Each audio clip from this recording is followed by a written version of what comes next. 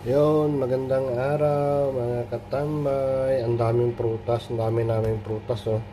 So, pinangunguha ko lang to doon sa sa mess.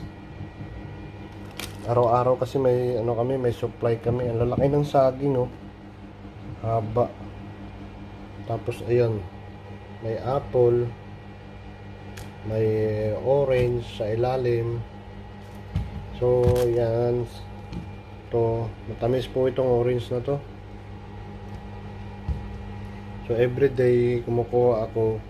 So naiisip ko sa Pilipinas yung mga ibang kabayan natin na tawag dito. Sabi ko kung pwede nga lang ipadala. Kaso lang mabilis namang masira, hindi rin aabot sa atin.